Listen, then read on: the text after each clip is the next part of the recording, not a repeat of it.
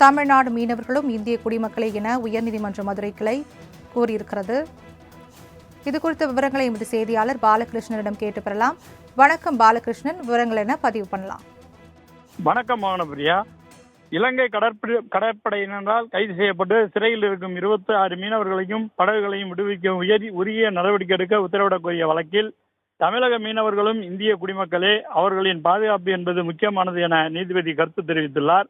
பிரச்சனை மற்றொரு நாட்டோடு தொடர்புடையது. ஆகவே மீனவர்களை மீட்க தேவையான நடவடிக்கைகளை விரைவாக ஒன்றிய அரசு எடுக்கும் என நீதிமன்றம் நம்புகிறது எனவும் தெரிவித்துள்ளார்.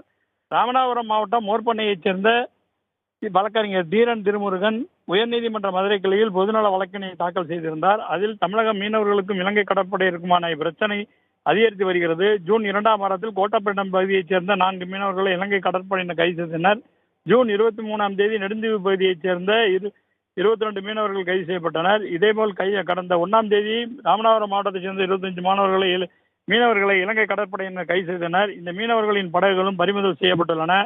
தங்களின் வாழ்வாதாரத்திற்காக மீன்பிடிக்கும் மீனவர்களை இலங்கை கடற்படையினர் குற்றவாளிகள் போல் கைது செய்வதோடு கிருமி நாசினியை அவர்கள் மீது தெளித்து மனித உரிமை மீறலிலும் ஈடுபட்டுள்ளனர். எனவே பாகிஸ்தான் கடற்படையினருக்கு கடும் எச்சரிக்கையை விடுத்ததை போல குஜராத்தைச் சேர்ந்த மீனவர்கள் வழக்கில் பாகிஸ்தான் அரசு கடுமையான கடற்படையினருக்கு கடும் எச்சரிக்கை விடுத்தது போல தமிழக அரசு மீனவர்கள் விஷயத்தில் இதுபோன்ற நடவடிக்கை எடுக்கப்படவில்லை என தெரிவித்திருந்தார்.